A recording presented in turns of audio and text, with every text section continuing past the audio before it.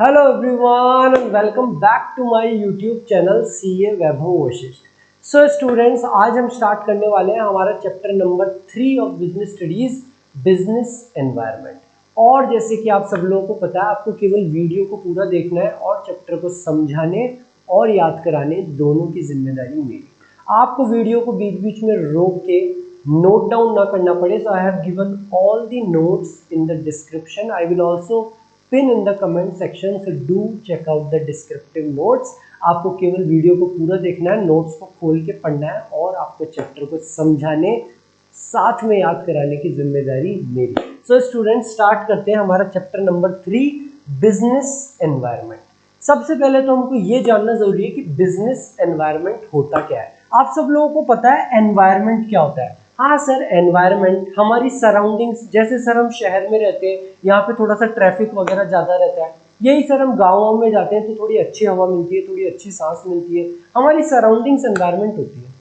वैसे ही business environment होता है, एक बिजनेस का एनवायरनमेंट। बिजनेस की सराउंडिंग्स, वो फैक्टर्स, वो इंस्टीट्यूशन, वो सारी चीज़ें जो हमारे बिजनेस के बाहर है, उस पे हमारे बिजनेस का कोई कंट्रोल नहीं है, फिर भी वो हमारे बिजनेस को अफेक्ट करती है। What is business environment? Business environment refers to forces, factors, individual and institution which are outside the control of business enterprise. Business का उन चीजों पे कंट्रोल नहीं है, फिर भी but these may affect its performance. Business का इन फैक्टर्स, इन इंस्टीट्यूशन पे कोई कंट्रोल नहीं है, बट फिर भी वो हमारे बिजनेस की परफॉर्मेंस को अफेक्ट कर सकती है। जैसे कि मोदी जी, गवर्नमेंट, आपका सपोज करो शर्ट मैन्युफैक्चरिंग बिजनेस है, आप शर्ट बेचते हो 1000 रुपए, 2000 रुपए ऐसे के, 5% उस पर जीएसटी लगता है। अब सपोज करो गवर्नमेंट बोले कि अब से 5% के बजाय 28% इस पर जीएसटी लगेगा,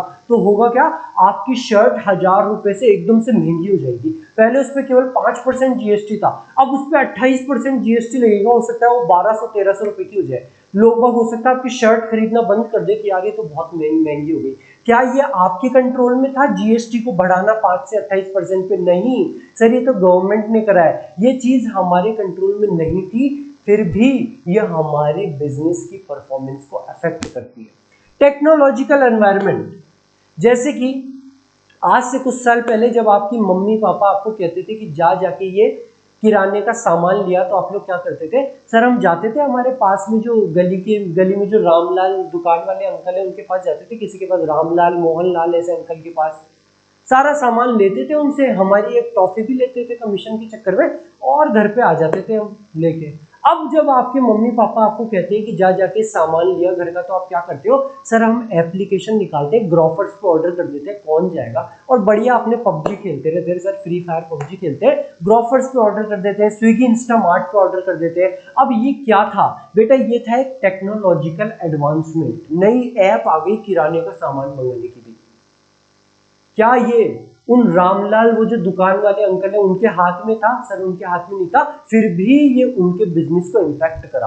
अब रामलाल अंकल के पास में कोई जाता ही नहीं है, देर सवेर कोई 1-2 ग्राहक आते हैं, बाकी कोई जाता ही नहीं है, हर कोई घर पे बैठे बैठे ग्रोफर से ऑर्डर कर देता है।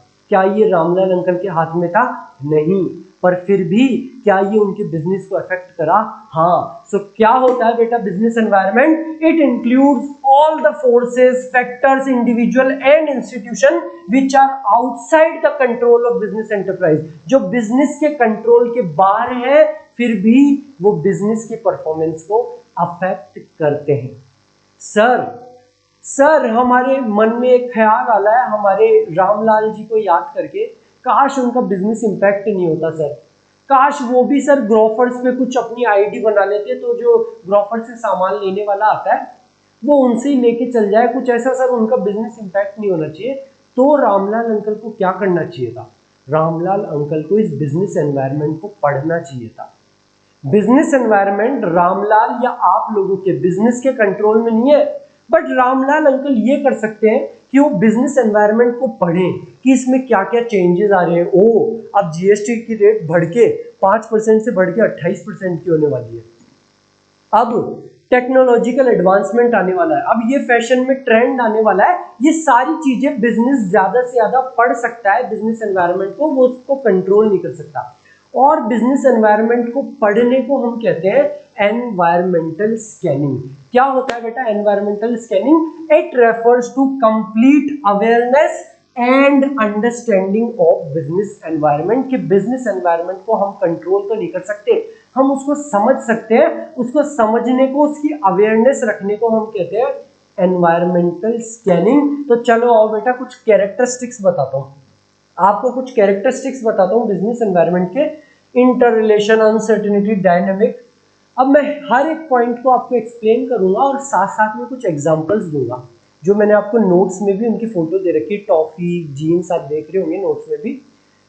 मैं आपको साथ साथ में एग्जांपल दूंगा और ये मेरा प्रॉमिस है कि ये सारे कैरेक्टरिस्टिक्स आपको याद हो जाएंगे उन एग्जांपल्स के साथ में। आपको एग्जाम में याद आएगा, हाँ सर ने यहाँ पे वो एग्जांपल दिया था, इसमें मेरे को ये पॉइंट लिखना है और अंदर ये लिखना है। तो आओ स्टार्ट करते हैं। पहला point, all the external forces. बेटा हमारे बिजनेस एनवायरनमेंट में सारी की सारी एक्सटर्नल फोर्स आती है। ऐसा नहीं कि हम केवल गवर्नमेंट को इंक्लूड करें, सोशल ट्रेंड को छोड़ दें, टेक्नोलॉजिकल एडवांसमेंट को छोड़ दें। हमारे बिजनेस एनवायरनमेंट में सारी की सारी फोर्सेस आती है, चाहे वो गवर्नमेंट हो गई मोदी जी, चाहे वो कोई सोशल ट्रेंड में चेंज आ गया, पहले साड़ी पहनते थे आजकल सूट पहन रहे, चाहे वो कोई टेक्नोलॉजिकल एडवांसमेंट आ गई, सारी की सारी फोर्सेस आएगी हमारे बिजनेस एनवायरनमेंट में। Business environment include all the forces, institutions and factors which are external to business organisation, जो हमारे बिजनेस ऑर्गेनाइजेशन के बाहर के। ये थोड़ा इजी सा पॉइंट था। Next point, it includes specific and general forces both. हमारे बिजनेस एनवायरनमेंट में स्पेसिफिक और जनरल फोर्स दोनों की दोनों आती है। अब एग्जांपल के साथ में समझना स्पेसिफिक फोर्स क्या होती है और जनरल फोर्स क्या होती है। आप लोगों का बिजनेस है शर्ट मैन्युफैक्चरिंग का, ठीक है सर, हम शर्ट का कपड़ा खरीदते हैं सूरत का, सर हमारे सप्लायर हैं, 2 सप्लायर हैं हमारे पास सूरत के, उनसे हम कपड़ा खरीदते हैं और हम ऑनलाइन बेच देते हैं, हमारी खुद की दुकान है, जैसे भी आप चाहो बेच देते हो, पर आप सूरत से खरीदते हो 2-3 सप्लायर से अपना माल। अब उस सप्लायर ने क्या करा, आपको माल देना बंद कर दिया। वो आपको 1000 रुपए मीटर या कुछ उसमें माल देता था, वो आपको माल देना बंद कर दिया। अब आपको क्या हुआ, आपकी एकदम से अरे यार माल ही नहीं आ रहा, यहाँ पे सेल करनी है, तो आपको किसी और से खरीदना पड़ा कपड़ा, थोड़ा महंगा खरीदना पड़ा। उस सप्लायर ने जिसने आपका माल बंद किया, उसने केवल और केवल आपके बिजनेस को इम्पैक्ट करा। वो आपके पड़ोस वाली दुकान को भी कपड़ा देता था, उसका माल बंद नहीं किया उसने केवल और केवल आपके बिजनेस को इम्पैक्ट करा। तो जो भी चीज हमारे बिजनेस को डायरेक्ट इम्पैक्ट करे, जैसे कि कोई सप्लायर हो गया, कोई कस्टमर हो गया, आप अपना सारा माल 1 या 2 कस्टमर को ही बेचते हो, वो कस्टमर मना कर दिया कि मैं आपसे माल नहीं खरीदूंगा, तो जो भी फैक्टर, जो भी इंस्टीट्यूशन डायरेक्टली केवल हमारे बिजनेस को इम्पैक्ट करे, वो होता है स्पेसिफिक फोर्स। अगर कोई फैक्टर ओवरऑल सबके बिजनेस को इंपैक्ट करे, वो होता है जर्नल फोर्स। जैसे कि आपके शर्ट मैन्युफैक्चरिंग पे जीएसटी लगता था 5% और आपकी सेल होती थी 1 लाख शर्ट की। जैसे ही जीएसटी 28% हुआ, आपकी शर्ट की सेल केवल 50 जारी रह गई और आपके साथ में जो दुकानें हैं, जो 10 दुकानें लगातार है, सबकी सेल्स गिर गई। वो सबके सब बिजनेस को इंपैक्ट करा, वो होता है journal force. Journal forces are social, political, legal, technological conditions that have impact on all the enterprises and affect individual firms only indirectly, जिनका असर सबकी सब एंटरप्राइजेस पे होता है। अगर आपकी कॉलोनी के रामलाल अंकल का किराने का बिजनेस गिरा है, तो वो केवल आपकी कॉलोनी के अंकल का ही नहीं गिरा, जितने भी बच्चे पढ़ रहे हैं उन सबकी कॉलोनी के, जितनी भी कॉलोनियां, उन सबके रामलाल अंकल का किराने का बिजनेस गिरा है ग्रोफर्स की आने की वजह से। तो ये ग्रोफर्स का जो टेक्नोलॉजिकल एडवांसमेंट था, वो एक जनरल फोर्स था। वेयरएज अगर रामलाल अंकल किसी से सामान खरीदते थे, कोई सप्लायर से, वो सप्लायर केवल रामलाल अंकल को सामान देना बंद कर दे, तो केवल रामलाल अंकल का बिजनेस इंपैक्ट होएगा, बाकी की कॉलोनी के रामलाल अंकल का बिजनेस इंपैक्ट नहीं होगा। तो आई होप आपको समझ में आया होगा। स्पेसिफिक फोर्स वो फोर्स होती है जो कि इफेक्ट करती है आपके बिजनेस को डायरेक्टली और immediately in their day to day working, जैसे कि सप्लायर, इन्वेस्टर, कस्टमर वगैरह। और जनरल फोर्स हर किसी को इम्पैक्ट करती है, जैसे कि मैंने आपको एग्जांपल भी बता दिया, टेक्नोलॉजिकल एडवांसमेंट का, जीएसटी का, गवर्नमेंट चेंज का। Next characteristic, complex. ये पॉइंट है थोड़ा समझने वाला। और एग्जाम्पल सुनना ध्यान से। पहले जब आप मैगी खरीदने जाते थे, तो क्या होता था सर, क्या होता था कि मैगी खरीदते थे और लेके आ जाते थे। ध्यान से एग्जाम्पल को सुनना। जब आप पहले मैगी खरीदने जाते थे तो आप दुकान पे जाते थे और आप मैगी वाले भैया को बोलते थे, भैया भैया मैगी दे देना। कितने की? 24 रुपए की। 24 रुपए वाली मैगी आप लेते थे, आप उसको देते थे 30 रुपए, और दुकान वाले आपको भैया बोलते थे कि मेरे पास में छुट्टे नहीं है, एक काम करो 6 रुपए की इक्लेयर्स ले जाओ। आपका मन नहीं था टॉफी खाने का कि हम बड़े हो गए, फिर भी आप जबरदस्ती 6 इक्लेयर्स लेते थे और घर पे आके उनको बच्चों में बांट देते, 1-2 आप खा लेते थे। 30 रुपए देते थे, 24 रुपए की मैगी लेते थे और 6 रुपए की टॉफी वो आपको बिना बात के चिपका देता था। अब क्या हुआ? टेक्नोलॉजिकल एडवांसमेंट हो गया। अब जब आप मैगी खरीदने जाते हो, आप बोलते हो भैया कितने की हुई मैगी? वो बोलता है 24 रुपए की, लाओ मैगी दो। आप निकालते हो अपना फोन, पेटीएम पे करते हो स्कैन और फिक्स 24 रुपए पे करते हो और मैगी लेके आ जाते हो। अब ये छोटा सा चेंज था टेक्नोलॉजिकल एडवांसमेंट कि आजकल पेमेंट का नया तरीका आ गया है पेटीएम से पेमेंट करने का।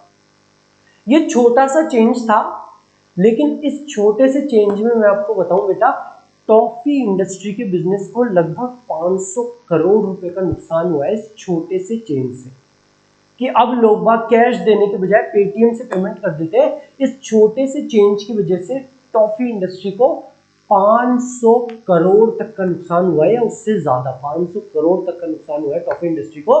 तो जो हमारा बिजनेस एनवायरनमेंट है वो बहुत ज्यादा कॉम्प्लेक्स है। उसको देखना, स्कैन करना तो आसान है कि हाँ एक नया पेमेंट का मेथड आ गया कैश के बजाय पेटीएम से करने का, यूपीआई करने का, बट उसको समझना बहुत ज्यादा मुश्किल है। उसका हमारे बिजनेस पे क्या इंपैक्ट आएगा इसको समझना बहुत मुश्किल है। जितनी भी टॉफी की कंपनियां थी उन्होंने स्कैन तो कर लिया था बिजनेस एनवायरनमेंट को कि एक नया मेथड आ गया पेमेंट का, पर इस पेमेंट की मेथड की चेंज से हमारे बिजनेस पे हमको 500 करोड़ का नुकसान हो जाएगा हमारी इंडस्ट्री को, ये उनको नहीं पता था। It is easy to scan the environment, but it is very difficult to understand the impact of business environment on the companies.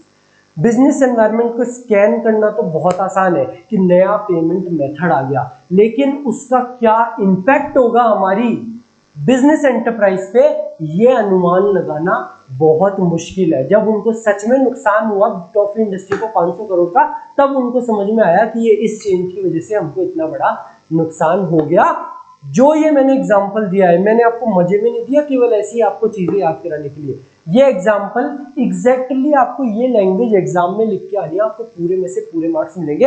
आपको ध्यान आ जाएगा कि सर ने कॉम्प्लेक्स में हमको समझाया था टॉफी इंडस्ट्री का एग्जांपल। सर ने हमको ये बताया था कि बिजनेस एनवायरनमेंट को स्कैन करना तो आसान है कि नया पेमेंट मेथड आ गया, लेकिन उस चेंज की वजह से हमारे बिजनेस पे क्या इंपैक्ट होगा ये अनुमान लगाना बहुत मुश्किल है। Sometimes the changes may be minor but may have a large impact.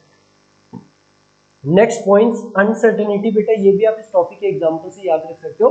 Business environment uncertain है, कब क्या चेंज आ जाए किसी को नहीं पता, कब नया पेमेंट का मेथड आ जाए। हो सकता है यूपीआई के बाद में अब कोई और भी पेमेंट का मेथड आ जाए, हो सकता है कोई नया ट्रेंड आ जाए। पहले चलते थे प्लाजो, फिर एकदम से बॉटम वाली वो वाली आ गई, जीन्स आ गई, फिर कोई नया चेंज आ जाए।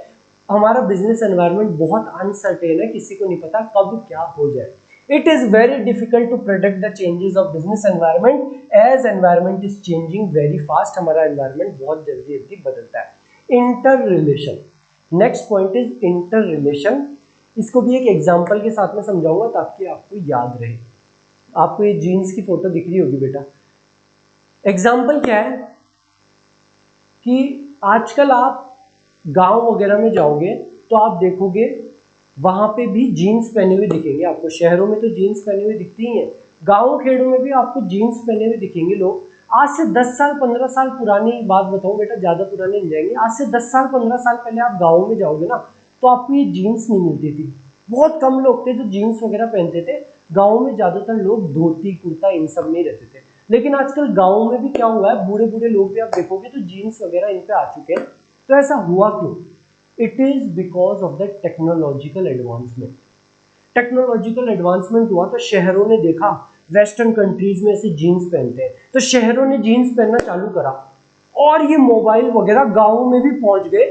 उन लोगों ने भी देखा कि ऐसे जीन्स पहनते हैं और जीन्स आसान है धोती की बजाय पहनना, इसको कम धोना पड़ता है, लंबे टाइम चलती है, फैशन में भी है। तो ये टेक्नोलॉजिकल एडवांसमेंट की वजह से सोशल फैक्टर में चेंज आ गया, गाँवों में भी, शहरों के साथ साथ गाँवों में भी टेक्नोलॉजिकल एडवांसमेंट है। तो जितने भी ये फैक्टर्स हैं, सोशल फैक्टर, टेक्नोलॉजिकल फैक्टर, ये सारे के सारे इंटर रिलेटेड है। एक टेक्नोलॉजिकल एडवांसमेंट, फोन वगैरह, जियो के इंटरनेट बढ़ने की वजह से गाँवों में भी जीन्स का ट्रेंड आ गया, धोती वगैरह छोड़ के। तो सारे के सारे फैक्टर्स, चाहे सोशल हो, टेक्नोलॉजिकल हो, गवर्नमेंट हो, सारे इंटर रिलेटेड है, एक दूसरे को कहीं ना कहीं इंपैक्ट करते हैं। All the forces and factors of business environment are inter related to each other. I hope आपको इस एग्जाम्पल से ये पॉइंट ध्यान रहेगा। नेक्स्ट पॉइंट है बेटा डायनेमिक। डायनेमिक ये कहता है, डायनेमिक का मतलब होता है फ्लेक्सिबल। जैसे मैंने आपको लास्ट चैप्टर में भी समझाया था, मैंने टाइगर श्रॉफ की फोटो डाली थी, आप लोगों को ध्यान रहे कि डायनेमिक का मतलब होता है फ्लेक्सिबल। तो हमारा बिजनेस एनवायरनमेंट भी डायनेमिक है, फ्लेक्सिबल है, बहुत जल्दी जल्दी चेंज हो रहा है। कब प्लाजो का ट्रेंड आता है, कब किसी और चीज का ट्रेंड आता है, आपको पता ही नहीं। So it is very important to continuously scan the business environment. Business environment बहुत डायनेमिक है, कंटिन्यूअसली चेंज हो रहा है, तो आपको उसको लगातार पढ़ना पड़ेगा और उन चेंजेस को आपके बिजनेस एंटरप्राइज में लेके आना पड़ेगा। नहीं तो क्या होगा, नहीं तो आपका हाल हो जाएगा नोकिया कंपनी के जैसा। ये एग्जांपल मैं इसलिए लेके आया हूँ ताकि आपको ये पॉइंट ध्यान रहे। बेटा नोकिया का ये फोन आपने शायद सुना होगा, आपने कभी सुना हो या आपके पापा वगैरह से पूछना, पहले ये नोकिया का फोन आता था और केवल यही फोन चलता था। ये एप्पल, सैमसंग, ये कोई भी फोन नहीं चलता था, पहले केवल और केवल नोकिया का फोन आता था। और इतना जबरदस्त फोन था बेटा, इस फोन को अगर आप फेंक के मारोगे ना ईंट पे, तो ईंट टूट जाएगी, पत्थर टूट जाएगा, लेकिन ये फोन नहीं टूटेगा। इतना जबरदस्त, इतना ताकतवर फोन था नोकिया 1100। आपके घर में पड़ा होगा तो अभी भी एकदम कुछ हुआ नहीं होगा इस फोन पे, एकदम चला के देखना, एकदम सही रहेगा।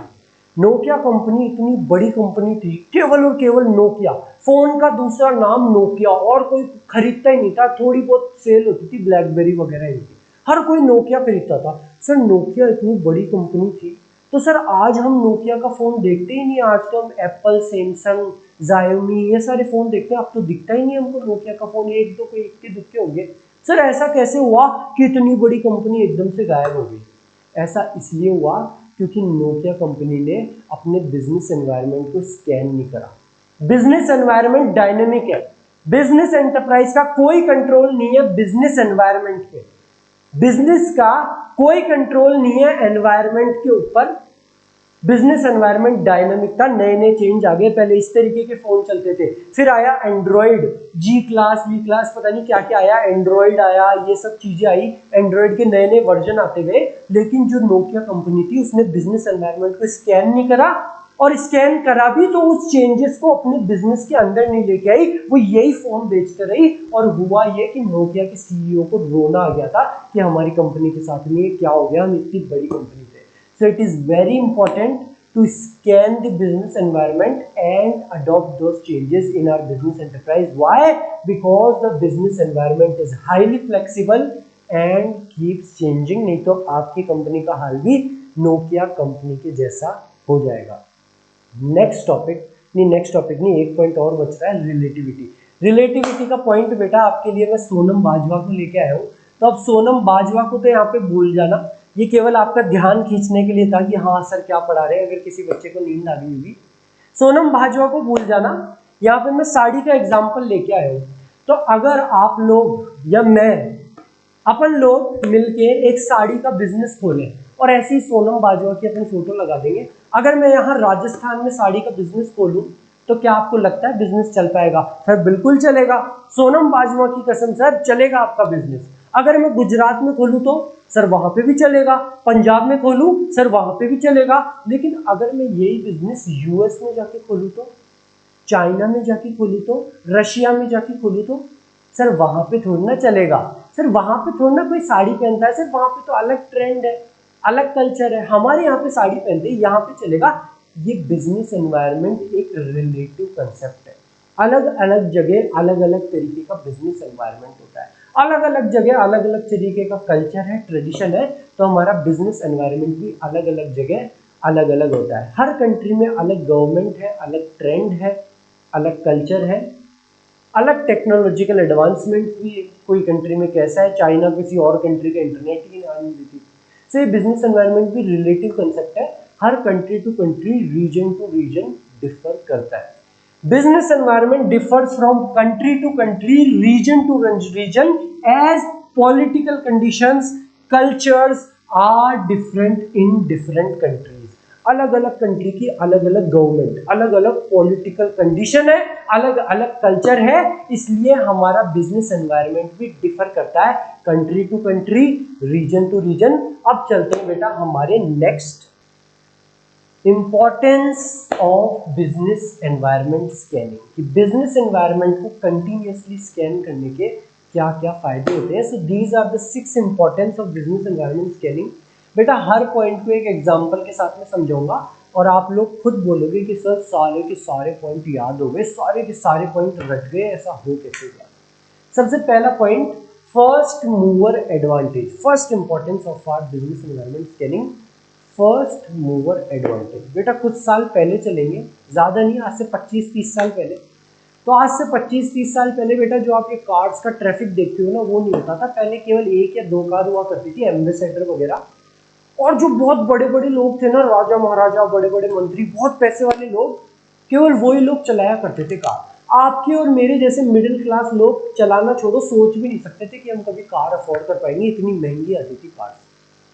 तब एक कंपनी आई मारुति सुजुकी, उन्होंने देखा कि यार इंडिया में इतना बड़ा मार्केट शेयर है, और ये जो मिडिल क्लास वर्ग है ना, ये जो मिडिल क्लास के लोग हैं, ये भी चाहते तो है एक फैमिली कार लेना, पर ये अफोर्ड नहीं कर पाते उसकी महंगी प्राइस की वजह से।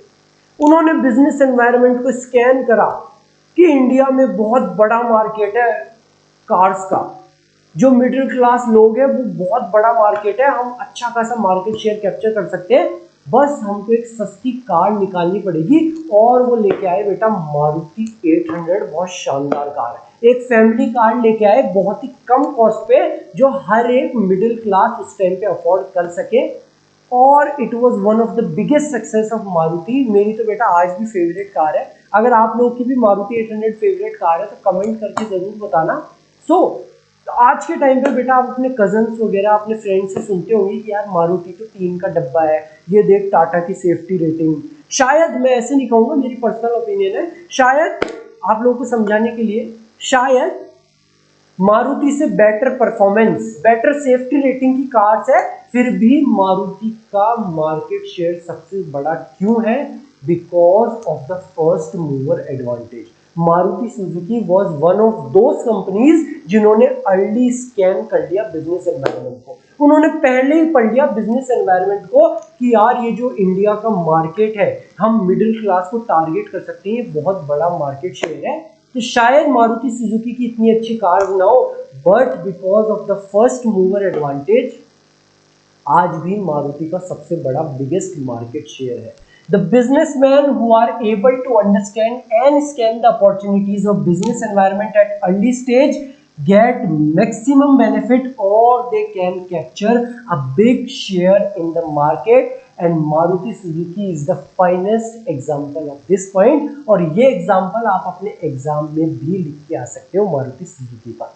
Next importance, identify threats and early warning signals. बेटा इस पॉइंट को भी मैं आपको मारुति सुजुकी, फिएट, ये कार्स के एग्जांपल से ही समझाऊंगा। मारुति सुजुकी ने कार्स बनाना स्टार्ट कर दिया, उन्होंने बिजनेस एनवायरनमेंट स्कैन करके, बट बिजनेस एनवायरनमेंट डायनेमिक है, कंटिन्यूअसली चेंजिंग है। मारुति सुजुकी ने बिजनेस एनवायरनमेंट को कंटिन्यूअसली स्कैन करा, और तब उन्होंने देखा कि यार बाहर से भी कंपटीशन आ रहा है। फिएट, फोर्ड वगैरह, आप सबने सुना होगा, फोर्ड फीगो, फोर्ड एंडिएवर, ये कार्स है ना बेटा, फिएट, ये बाहर की कार्स है, फिएट, फोर्ड वगैरह, ये बाहर की कार्स भी देखी कि इंडिया में तो बहुत तगड़ा मार्केट शेयर है, तो मारुति के आने के बाद में ये कारें भी कूद पड़ी कि हम भी आएंगे इंडिया के मार्केट शेयर में। मारुति ने बिजनेस एनवायरनमेंट को स्कैन करा और उन्होंने ये थ्रेट देख लिया, एक तो बाहर से कंपटीशन का, दूसरा उन्होंने ये देखा कि यार कार्स बनने में बहुत ज़्यादा टाइम लग रहा है, डिलीवरी देने में बहुत ज़्यादा टाइम लग रहा होगा। मैं आपको एग्जांपल दूंगा, आप भी शायद कभी कार खरीदने जाओ तो आप देखोगे स्कॉर्पियो और स्कॉर्पियो एन और अपना ये थार वगैरह, तो इनके 8-8 महीने, 1-1 साल की वेटिंग है कई कार्स की। तो आई गेस XUV 700 की 1-1 साल की वेटिंग है। तो होता क्या है कि आप गए स्कॉर्पियो लेने, स्कॉर्पियो एन लेने, और उसके 8 महीने की वेटिंग है, तो आपके पापा कहते हैं कि एक काम कर क्रेटा ले ले, ब्रीजा ले ले जिसकी कम वेटिंग हो, या स्कॉडा की वो वाली मिनी XUV ले ले, कम वेटिंग, जल्दी से अपने धनतेरस पे कार आ जाए। तो मारुति सुजुकी ने ये थ्रेट आइडेंटिफाई कर लिया, और मारुति सुजुकी ने क्या करा, मारुति सुजुकी ने अपना प्रोडक्शन बढ़ा दिया, अपने प्रोडक्शन यूनिट्स बढ़ा दिए लोन ले लेके कि यार अपनी डिमांड तो आ जाएगी, लेकिन अब ये जो थ्रेट है ना, एक तो बाहर से कंपटीशन का, दूसरा जल्दी सी उनको कार देने का कम कॉस्ट के ऊपर, उसने अपना प्रोडक्शन बढ़ा दिया। उसने क्यों बढ़ा दिया अपना प्रोडक्शन, अपनी प्रोडक्शन यूनिट्स? क्योंकि उसने वो थ्रेट को आइडेंटिफाई कर लिया कि बाहर से कंपटीशन आ रहा है और इस कंपटीशन को मेरे को अवॉइड करना है, कार्स को जल्दी देना है, तभी मैं अपने मार्केट शेयर को रिटेन कर पाऊंगा। Businessmen who are able to scan and understand the business environment on time get a warning signal कि बाहर से भी competition आ रहा है, to deal with the constraints or negative policies of business environment. Next point, tapping and assembling resources. चलो बेटा, अभी cars का एग्जांपल हो गया, तो आपको ये एग्जांपल याद रहे तो मैं इसके लिए दूसरा एग्जांपल दे देता हूँ। ये फोटो मैं चेंज कर दूंगा आपके नोट्स में। यहाँ पे मैं आपको एग्जांपल दे देता हूँ विक्की कौशल का। विक्की कौशल, या आप लोगों का फेवरेट, क्या नाम है उसका, क्या नाम है उसका यार, अरमान, कार्तिक आर्यन। बेटा मैं नाम भूल गया था, मैं वापस से वीडियो को रोक के उसका नाम चेक करके आया कि मैं नाम कैसे भूल गया। कार्तिक आर्यन। तो हुआ क्या बेटा, आप लोगों का जैकेट मैन्युफैक्चरिंग का बिजनेस है, जैकेट को बेचने करने का काम है। नॉर्मल जैकेट का ट्रेंड चल रहा था, अच्छा खासा आपका बिजनेस चल रहा था। विक्की कौशल और कार्तिक आर्यन ने जीन्स की जैकेट पहन के फोटो डाल दी। इन्होंने जीन्स की जैकेट पहन के फोटो डाली और एकदम से ट्रेंड आ गया नया जीन्स की जैकेट का। जितने भी निब्बे निब्बियां हैं, सब आपके कजन्स वगैरह, सब हर कोई जीन्स की जैकेट पहन रहा है। अब आप करो तो करो क्या, आपका तो नॉर्मल जैकेट का काम था, लेकिन आप बिजनेस एनवायरनमेंट को स्कैन करते थे, आप भी इंस्टाग्राम देखते थे विक्की कौशल और इसका, और आप समझ गए कि अब नया ट्रेंड आ गया है, ये बिजनेस एनवायरनमेंट में नया ट्रेंड आ गया है अब जीन्स की जैकेट का। तो आपने जो बिजनेस एनवायरनमेंट को स्कैन करा, जो आपकी स्कैनिंग रिपोर्ट थी, उस स्कैनिंग रिपोर्ट के बेसिस पे आप जो माल खरीदोगे वो आप जीन्स वाला माल खरीदोगे कि यार मेरी नॉर्मल जैकेट के लिए तो मैं अलग कपड़ा खरीदता था, बट अब नया ट्रेंड आ गया है जीन्स की जैकेट का, तो आप जीन्स की जैकेट वाला माल खरीदोगे। ये आप क्यों कर पाए? Because of the environment scanning. आपने एनवायरमेंटल स्कैनिंग करी, आपको पता चला कि अब नया ट्रेंड आ गया है, तो आपने अपनी स्कैनिंग रिपोर्ट के बेसिस पे अपने रॉ मटेरियल को चेंज कर लिया कि मैं आउटपुट जो बनाऊंगा वो मैं जीन्स की जैकेट बनाऊंगा बजाय कि नॉर्मल जैकेट्स के। Businessman have to supply goods according to the demand in the market, जैसे कि नई जीन्स वाली jacket.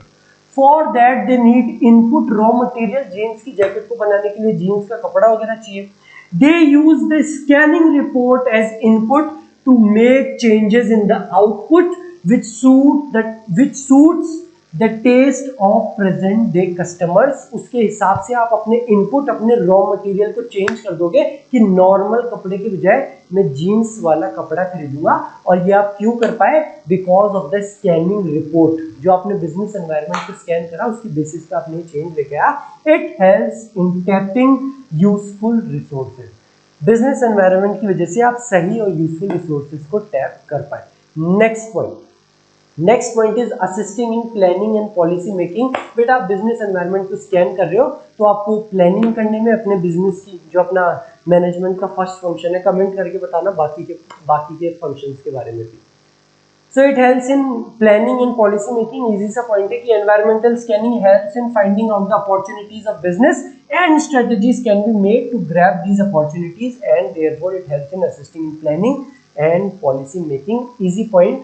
Next point, adjust and adapt with the rapid changes। ये पॉइंट है थोड़ा समझने वाला। इस पॉइंट को बेटा मैं आपको मारुति सुजुकी के एग्जांपल के साथ में ही समझाऊंगा।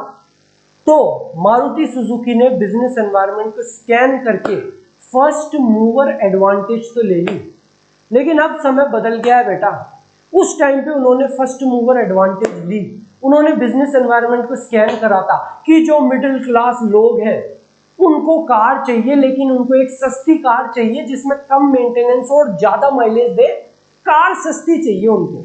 अब टाइम बदल गया है, अब आपके और मेरे मिडिल क्लास जैसे लोगों के पास में भी बहुत पैसा है।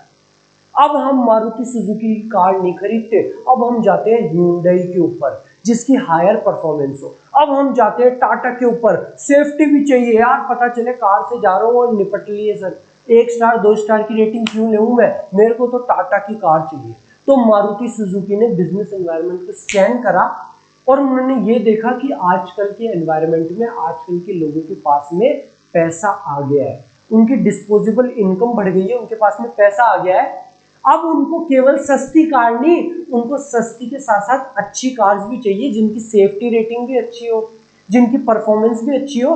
तो वो बेटा नई कार्स लेके आई ब्रीजा, जिसकी सेफ्टी रेटिंग है 4 आउट ऑफ 5। ब्रीजा वगैरह, ग्रैंड विटारा, उन्होंने एक नया सेगमेंट निकाल दिया, नेक्सा। आपने सुना हो तो नेक्सा में थोड़ी प्रीमियम कार्स निकालना चालू कर दिए, Baleno, CS, Baleno, grand Vitara, Brezza भी आई थिंक नेक्सा में ही है, हो सकता है गलत हूं मैं, बट ये ग्रैंड विटारा और बलिनो ये थोड़ी प्रीमियम, थोड़ी लग्जरी कार्स जो है वो उन्होंने एक अलग से सेगमेंट बना दिया। क्यों? क्योंकि उन्होंने समझा बिजनेस एनवायरनमेंट के चेंजेस को कि अब लोगों के पास में थोड़ा पैसा आ गया है, उनको सस्ती के साथ साथ में वो थोड़ा सा पैसा और लगा देंगे, लेकिन हमको एक लग्जरी कार्स जिसकी परफॉर्मेंस अच्छी हो, एसी अच्छा चलता हो, जिसकी सेफ्टी अच्छी हो, उनको कुछ ऐसी कार्स भी बनानी होगी। Today changes are taking place very fast and these changes have great impact on business.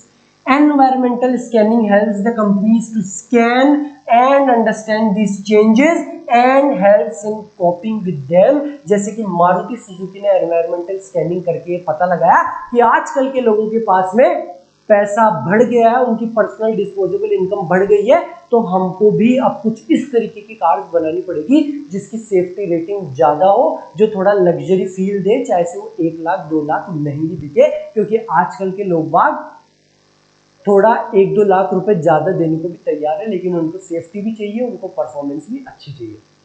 Next point, improvement in performance. बेटा जो भी बिजनेसेस अपने बिजनेस एनवायरनमेंट को कंटिन्यूअसली स्कैन करते हैं, उनकी परफॉर्मेंस, उनका जो कंपनी का शेयर है, उनकी सेल्स हमेशा बढ़ेगी, उनकी परफॉर्मेंस हमेशा बढ़ेगी। जो भी बिजनेसेस ये काम नहीं करते उनका पतन हो जाएगा, जैसे कि नोकिया कंपनी का हुआ। With continuous scan of business environment, companies can easily improve their performance by making changes in the internal environment matching to external environment. Organizations can prosper and improve their market share. अगर आप अपने internal environment में change लिया होगे external environment के हिसाब से, तो आप प्रॉस्पर कर पाओगे और अपने शेयर, जो मार्केट शेयर है, उसको बढ़ा पाओगे, नहीं तो आपका पतन हो जाएगा नोकिया कंपनी की तरह। आई होप आपको सारे पॉइंट समझ में आए होंगे। कमेंट करके बताना बेटा आपकी फेवरेट कार्स की इतनी बात आ गई तो कमेंट करके बताना कि सर हमारी ये फेवरेट कार है, जब भी हम जॉब पे लगेंगे, हमारा बिजनेस स्टार्ट करेंगे तो ये कार जरूर लेंगे।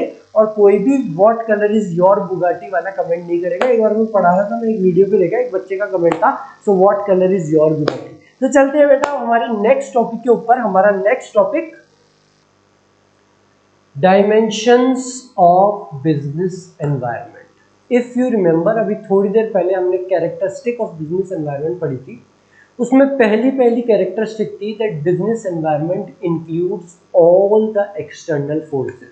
बिजनेस एनवायरनमेंट में सारी की सारी एक्सटर्नल फोर्स आती है। बस बेटा उन सब एक्सटर्नल फोर्सेस को हमने कुछ मेजर कैटेगरीज में कैटेगराइज कर दिया। Economic environment, social environment, legal environment, technological environment, सब एक्सटर्नल फोर्सेस को अलग अलग मेजर कैटेगरी बनाई, उसमें हमने ट्रांसफर कर दिया। हर डायमेंशन को समझाने से पहले बेटा मैं आपको एक फोटो दिखाऊंगा, नोट्स में भी आपकी फोटो है, तो फोटो देख के आपको समझ में आ जाएगा, अच्छा हाँ इसमें ये चीजें सब आने वाली है। सबसे पहला हमारा इकोनॉमिकल एनवायरनमेंट। अब आप देख रहे हो यहाँ पे हमारी फाइनेंस मिनिस्टर निर्मला सीतारमन जी, जीएसटी वगैरह, तो आपको ये समझ में आ गया जितने भी हमारे इकोनॉमिक एस्पेक्ट्स हैं वो सारे इसमें आएंगे, जैसे कि जीएसटी, इन्फ्लेशन, जीडीपी, ये सारे इकोनॉमिक एस्पेक्ट्स हमारे इकोनॉमिकल एनवायरनमेंट में आएंगे। जैसे कि पासिंग ऑफ जीएसटी बिल। पहले आप शर्ट मैन्युफैक्चरिंग करते थे, उसके ऊपर कोई जीएसटी नहीं था। अब उसके ऊपर जीएसटी लग गया। उसके ऊपर जीएसटी लगने की वजह से आपकी शर्ट की कॉस्ट बढ़ गई, उसकी कॉस्ट बढ़ गई तो आपकी शर्ट की डिमांड कम हो जाएगी। It will directly affect your business. पहले आपकी शर्ट के ऊपर सपोज करो 28% जीएसटी लगता था। निर्मला सीतारमन जी बोली अब इस पे केवल 5% ही जीएसटी लगेगा, तो आपकी शर्ट की कॉस्ट कम हो गई। आपकी शर्ट की कॉस्ट कम हो गई तो आपकी शर्ट की सेल बढ़ जाएगी, उसकी डिमांड बढ़ जाएगी कि यार ये शर्ट सस्ती है। सो दिस जीएसटी की रेट, ये सारी चीजें आपके बिजनेस को इफेक्ट करती है। डीमोनेटाइजेशन, नोटबंदी। आज से कुछ साल पहले नवंबर 8, 2016 को मोदी जी आए, रात के 8 बजे उन्होंने बोला कि कल से 500 और 1000 के नोट मान्य नहीं रहेंगे।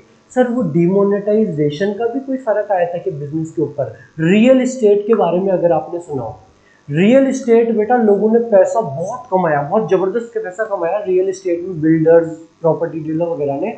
और डीमोनेटाइजेशन होने के बाद में रियल एस्टेट में क्या है, 2 नंबर का भी बहुत चक्कर रहता है। 1 नंबर का कम पैसा होता है, 2 नंबर का ज्यादा होता है। तो नोटबंदी के बाद में हमारे रियल एस्टेट मार्केट में भी एकदम से बहुत बड़ा गिराव आया था। कई सारी डील्स थी जो कैंसिल हो गई थी ये नोटबंदी होने के बाद, कि पैसे कहाँ से देंगे। और उसके बाद भी कई 1-2 साल तक बहुत तगड़ा गिरावट रही थी, लोगों का पैसा डला हुआ था और रियल एस्टेट में बहुत तगड़ा गिरावट आई थी। इन्फ्लेशन रेट, बेटा अगर इन्फ्लेशन बढ़ रहा है तो कॉस्ट भी बढ़ जाती है प्रोडक्ट्स की। आपका शर्ट मैन्युफैक्चरिंग, किसी भी चीज का बिजनेस हो तो आप जो रॉ मटेरियल खरीदते हो, इन्फ्लेशन की वजह से उसकी कॉस्ट बढ़ गई।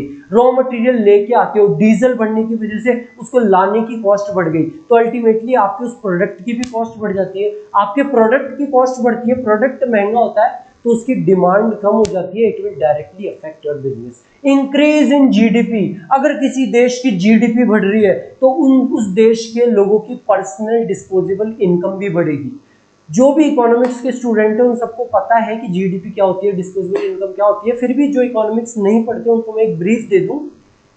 डिस्पोजेबल इनकम का आसान शब्दों में मतलब होता है खर्च करने वाला पैसा। अगर किसी देश की जीडीपी बढ़ रही है तो उन लोगों के हाथों में जो खर्च करने वाला पैसा है वो भी बढ़ेगा, उनकी डिस्पोजेबल इनकम भी बढ़ेगी। अगर उनके हाथों में खर्च करने के लिए पैसा ज्यादा है तो वो ज्यादा खर्चा करेंगे, प्रोडक्ट्स की डिमांड बढ़ेगी, आप लोगों का बिजनेस बढ़ेगा। आप देखते होंगे बेटा आज के टाइम पे इतना ट्रैफिक रहता है कि कहीं पे भी जाओ 1 से 2 घंटा तो लेके चलो, इतनी ज्यादा कार्स हो गई है, कार्स, 2 व्हीलर भर भर के हो गए। आज से कुछ साल पहले ऐसा नहीं था। क्यों? क्योंकि उस टाइम पे इंडिया की जीडीपी कम थी तो लोगों की डिस्पोजेबल इनकम भी कम थी। लेकिन क्योंकि इंडिया की जीडीपी बढ़ी तो लोगों की डिस्पोजेबल इनकम भी बढ़ गई, वो खर्चा ज्यादा कर रहे हैं, डिमांड हर चीज की ज्यादा हो चुकी है, चाहे वो कार हो चाहे कुछ भी हो। Increase in GDP results rise in disposable income of people and further increases demand for product. तो बेटा ये सारी चीजें हमारे इकोनॉमिक एनवायरनमेंट में आती है। मनी सप्लाई, इकोनॉमिक्स के स्टूडेंट जानते हैं मनी सप्लाई क्या होता है। अगर किसी कंट्री में मनी सप्लाई बढ़ती है तो वहां पे इन्फ्लेशन भी बढ़ता है। पैसे का सर्कुलेशन बढ़ रहा है, मनी सप्लाई बढ़ रही है तो इन्फ्लेशन भी बढ़ता है। मनी सप्लाई कम होती है तो इन्फ्लेशन कम होता है। ये सब इकोनॉमिक्स के एस्पेक्ट है और ये सारे इकोनॉमिक एस्पेक्ट्स आएंगे हमारे इकोनॉमिकल एनवायरनमेंट में। सोशल एनवायरनमेंट, सर ये सोशल एनवायरनमेंट में आपने कटरीना की फोटो क्यों लगा दी? कटरीना की फोटो केवल आपका ध्यान खींचने के लिए है, कटरीना को भूल जाना, ध्यान रखना इस साड़ी को। ये साड़ी क्या है बेटा? ये साड़ी हमारे ट्रेडिशन में है। क्या ये साड़ियाँ यूके में भी चलती है? नहीं। जो भी हमारी ट्रेडिशन, हमारे कस्टम में चीजें जैसे कि साड़ी हो गई, दिवाली, ईद, क्रिसमस, ये जो सारी चीजें हम मनाते हैं ये सारे एस्पेक्ट्स आएंगे हमारे सोशल एनवायरनमेंट में। It consists of the customs and traditions of the society in which the business is existing। जैसे कि अभी कुछ टाइम बाद में होली आने वाली, दिवाली आने वाली है। होली दिवाली आप सबने देखा होगा कि जो भी मिठाइयों की दुकान होती है वो मिठाइयों की दुकान आगे आगे बढ़ाते हैं, पूरी रोड रोक लेते हैं और जबरदस्त भीड़ पड़ती है मिठाइयों की दुकान पे।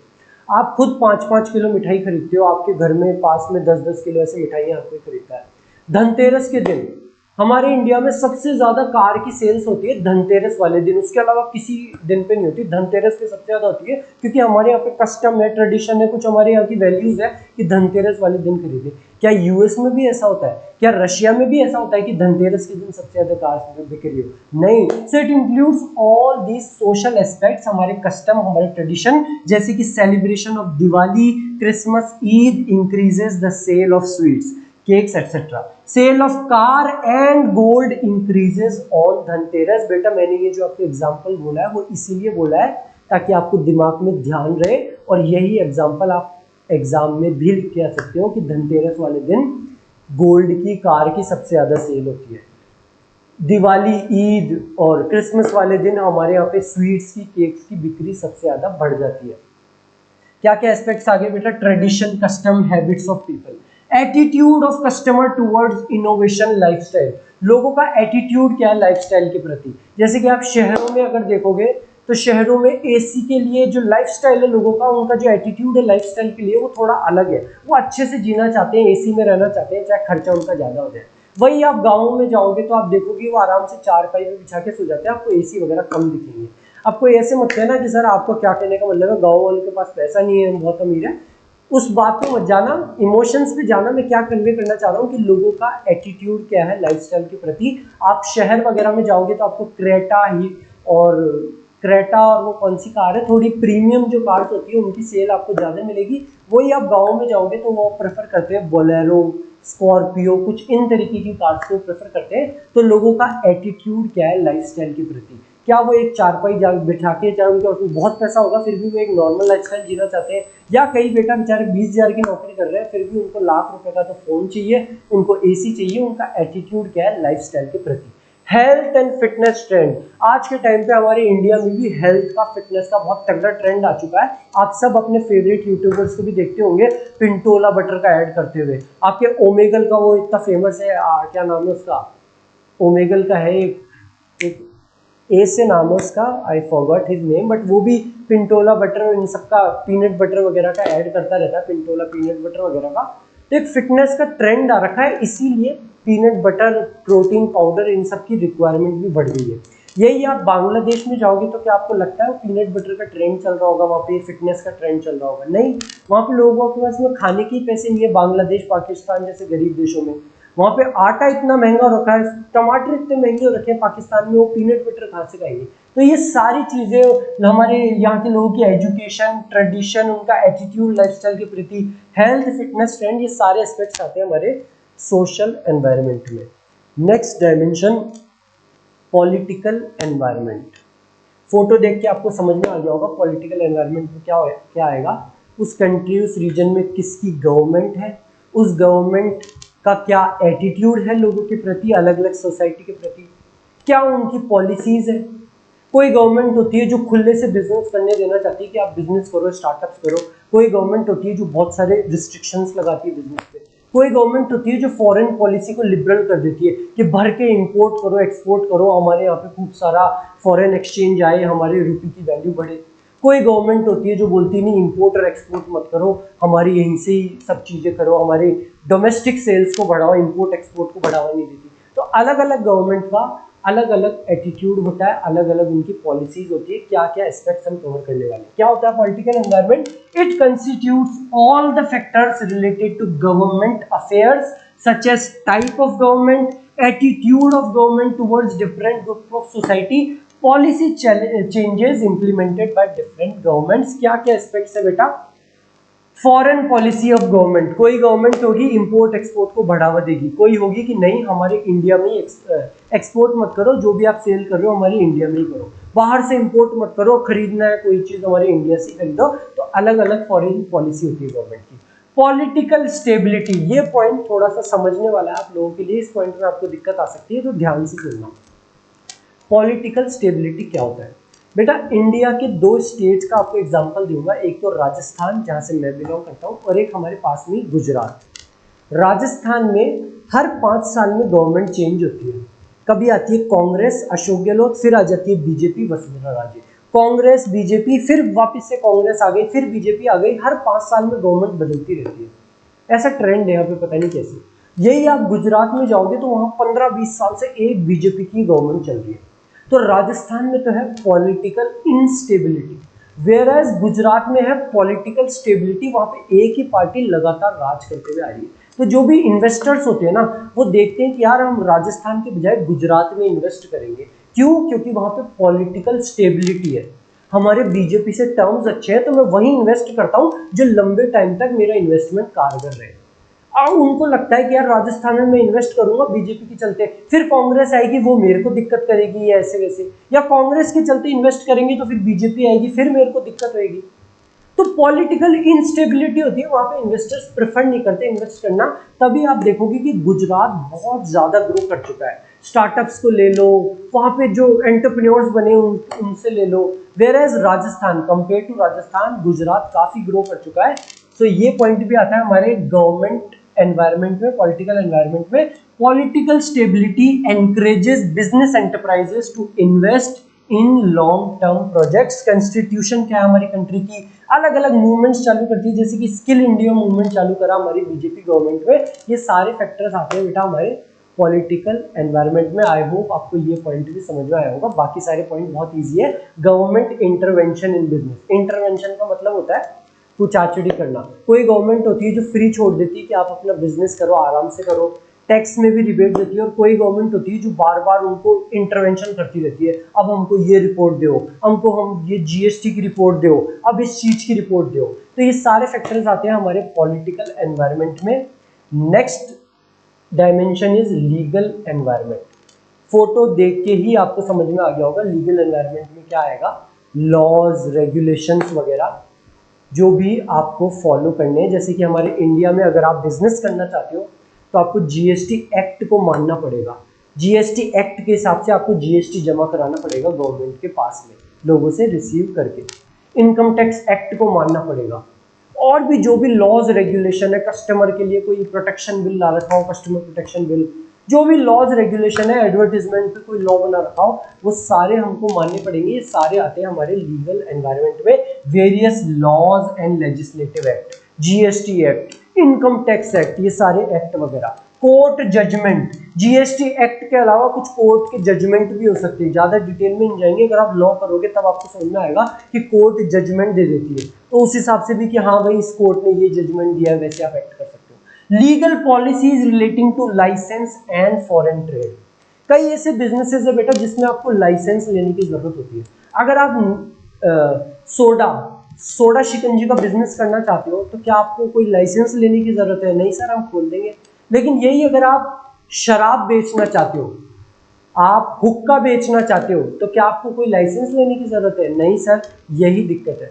आपको इसलिए लीगल एनवायरनमेंट को पढ़ने की जरूरत है। अगर इंडिया में आप शराब का बिजनेस खोलना चाहते हो, शराब का ठेका खोलना चाहते हो, तो आपके पास में लाइसेंस होना चाहिए।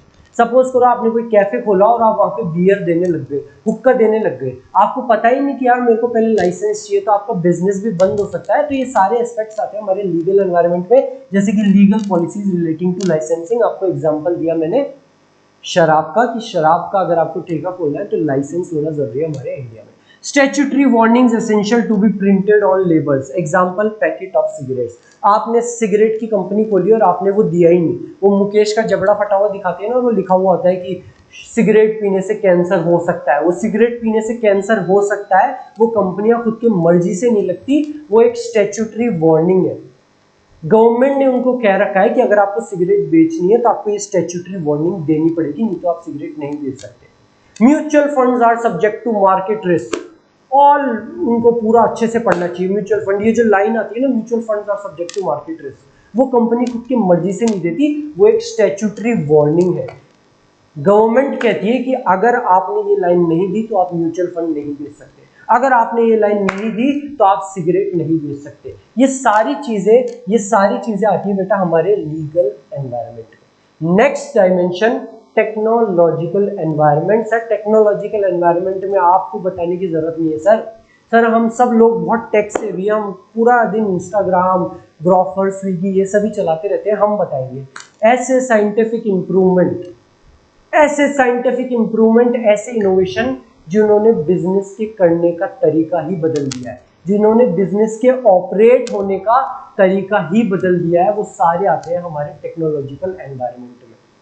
जैसे कि पहले किसी को किराने की दुकान खोलनी होती थी, आपको किराने का सामान खरीदना होता था तो आप जाते थे रामलाल अंकल के पास। अब आपको किराने का सामान खरीदना है तो आप ग्रॉफर से ऑर्डर कर देते हो, स्विगी, इंस्टामार्ट से ऑर्डर कर देते हो। पहले आपको पैसे देने होते थे तो आप देते थे कैश, 500 रुपए का नोट, 1000 रुपए का नोट लेके जाते थे, बदले में खुले लेके आते थे। अब आपको अगर पेमेंट करना हो तो आप फोन निकालते हो, पेटीएम से सीधा अपने बैंक से पेमेंट कर देते हो। ये सारे साइंटिफिक इंप्रूवमेंट, इनोवेशन जिन्होंने हमारे बिजनेस को ऑपरेट करने का तरीका बदल दिया, वो सारे आते हैं हमारे टेक्नोलॉजिकल एनवायरनमेंट में। It includes forces related to scientific improvements and innovation which provide new ways of producing goods and new ways of operating business, जिन्होंने हमारे बिजनेस को ऑपरेट करने का तरीका ही बदल दिया। Example, online sale of grocery item. अभी भी हमने जो एग्जाम्पल देखा, पहले आपको ग्रोसरी आइटम खरीदना होता तो जाते थे रामलाल अंकल के पास।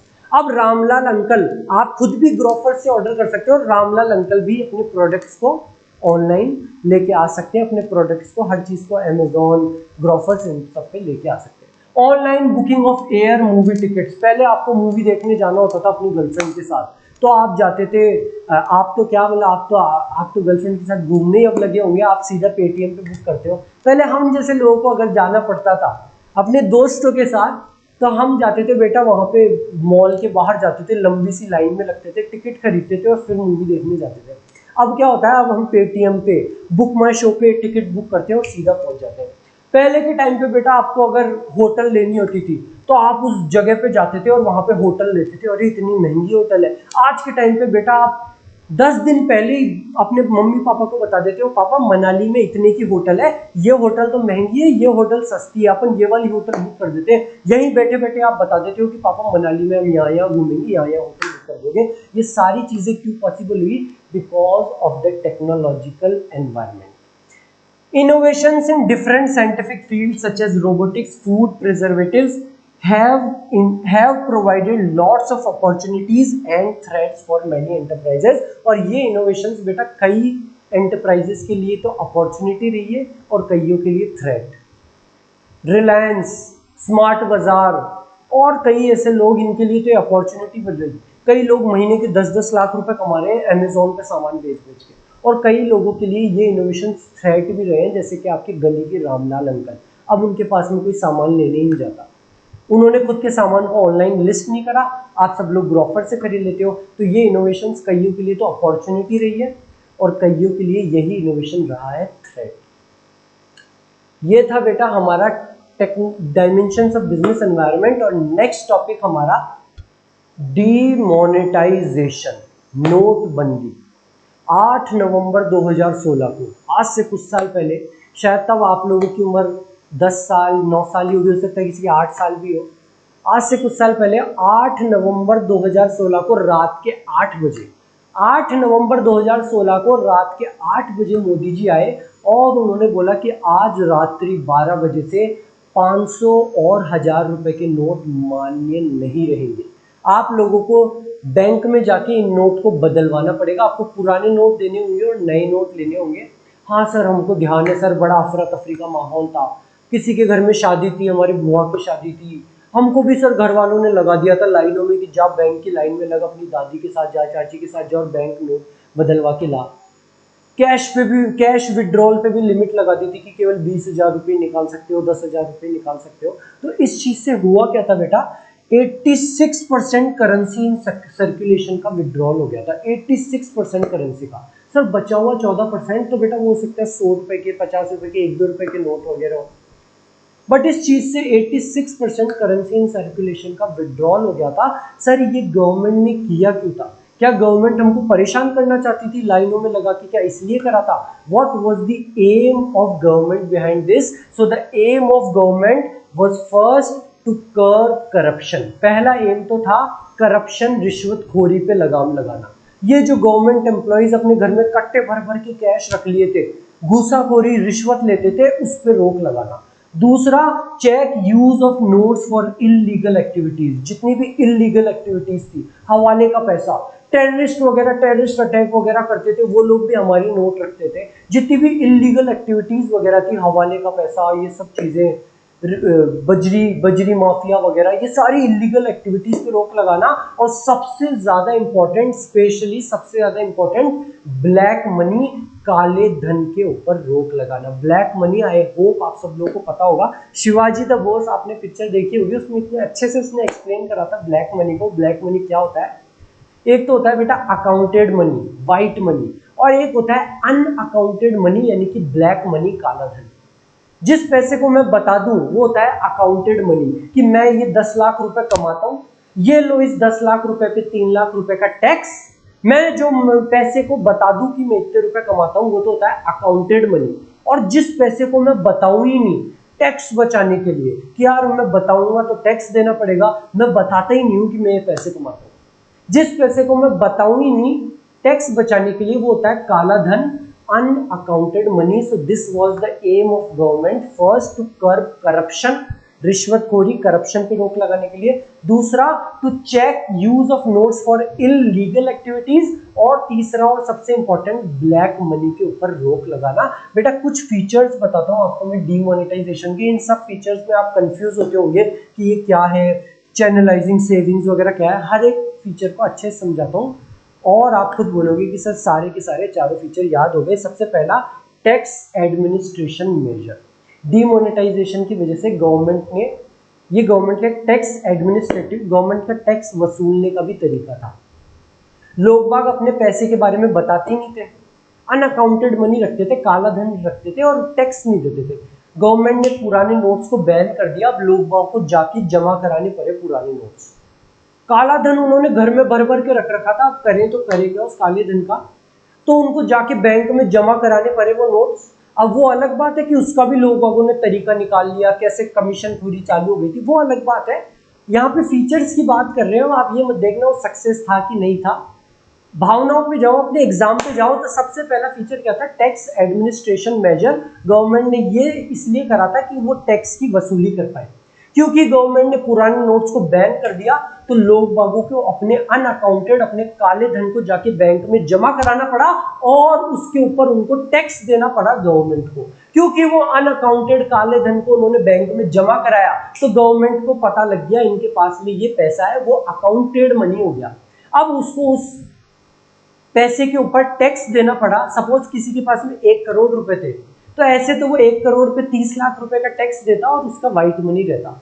अब क्योंकि वो अब टैक्स जमा करा रहा है उसके ऊपर, अब लेके आ रहा है काले धन को, तो उसको 1 करोड़ के ऊपर टैक्स 30 लाख रुपए प्लस उसके ऊपर 200% की पेनल्टी भी देनी पड़ी।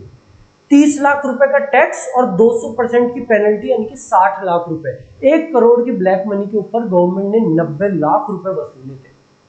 तो सबसे पहला फीचर तो टैक्स एडमिनिस्ट्रेशन मेजर, और दूसरा feature non tolerance of tax evasion. Government ये कहना चाहती थी कि अब ये जो तुम काले धन का, ये जो तुम करते हो ना काले धन का, ये जो तरीका तुमने चला रखा है, अब ये नहीं चलेगा, टैक्स इवेजन नहीं चलेगा। गवर्नमेंट ने 1 करोड़ के ऊपर 90 लाख रुपए की वसूली करी। 30 लाख का तो टैक्स दो और 200% उस पर पेनल्टी दो। गवर्नमेंट ये कहना चाहती थी कि अब ये काले धन का नाटक, ये टैक्स इवेजन नहीं चलेगा। Demonetization also indicated that government will no longer accept tax evasion। अब हम ये एक्सेप्ट नहीं करने वाले, या तो तुम्हें जेल होगी या पूरा का पूरा 90 लाख रुपए दो 1 करोड़ के ऊपर पेनल्टी के साथ में।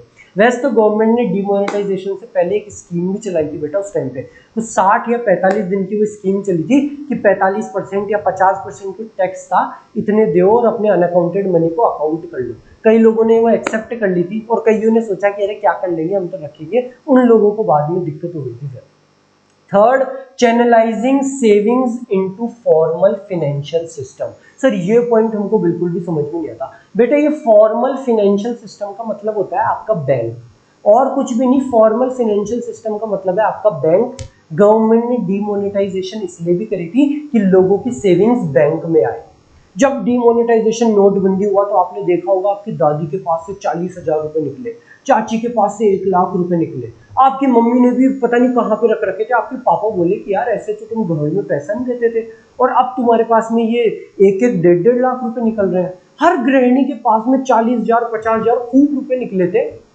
तो लोग बात क्या करते हैं बेटा, सेविंग्स के नाम पे खुद के पास में पैसा रखते हैं, खुद की कैश रखते हैं। अगर आप कैश में पैसा रखते हो तो बेटा वो कभी भी बढ़ता नहीं है, वो आपके लिए भी दिक्कत है और इकोनॉमी के लिए भी दिक्कत है। तो गवर्नमेंट चाहती थी कि इंडिया का ये माइंडसेट बदले, लोग बात घर में कैश सेविंग्स करने के बजाय उसको बैंक में डालें। उसको अगर वो बैंक में डालेंगे तो होगा क्या, एक तो आप लोग इंटरेस्ट कमाओगे और इकोनॉमी का उसमें कैसे फायदा होगा, जब भी बैंक में पैसा आता है तो हमारी इकोनॉमी में मनी सप्लाई बढ़ जाती है।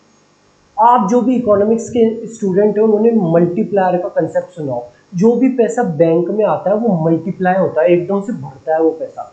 आप बैंक में पैसा जमा कराए 1 लाख डिपॉजिट, अब बैंक उसको आगे लोन दे सकती है किसी को, फिर वो बंदे फिर से आएगा पैसा बैंक में, फिर बैंक उसको आगे लोन दे सकती है। तो ज़्यादा डिटेल में नहीं जाएंगे मल्टीप्लायर के ऊपर, वो आपके टॉपिक में नहीं है। पर अगर आप लोगों का इच्छा हो मल्टीप्लायर क्या है, तो मैंने इकोनॉमिक्स की क्लास में मैंने एक क्लास डाल रखी है मल्टीप्लायर के ऊपर, कि बैंक में गया हुआ पैसा कैसे मल्टीप्लाई होता है, मनी सप्लाई कैसे बढ़ती है बैंक में पैसा जमा कराने से। उसके ऊपर एक पर्टिकुलर क्लास है, आप जाके वो चेक कर सकते हो।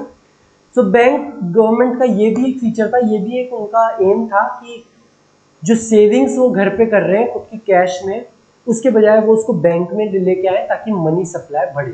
Cash deposited by people for exchange can now be offered to people for loan and ultimately increase the money supply on in economy, अगर उस पैसे को आप बैंक में जमा कराते हो तो। Next point, digital cash lit economy. Government चाहती थी एक कैश लिट इकोनॉमी बनाना, लोग बाग कैश नहीं लेके जाए बल्कि हर काम बैंक से ही वो पेमेंट वगैरह कर दे। एक ये भी एम था गवर्नमेंट का डिजिटल कैश लिट इकोनॉमी बनाने का। Another feature of demonetisation was to create less cash और cash lit economy, channelising more savings through the formal financial system and improving tax compliance. Thank you very much. ये था बेटा हमारा chapter number 3। इस chapter को आप एक बार फिर से देखना, नोट्स के साथ में स्पीड चाहे बढ़ा के देखना, और आपको चैप्टर पूरा समझ भी आ जाएगा और याद भी हो जाएगा। अगर आपको कोई भी दिक्कत हो तो कमेंट करके बताना। इस चैप्टर में किसी भी और सब्जेक्ट वगैरह की कोई भी डाउट हो कमेंट करके बताना, I will read out all your comments, या आप मुझको मैसेज भी कर सकते हो इंस्टाग्राम पे। So thank you very much, मिलते हैं हमारी नेक्स्ट क्लास में।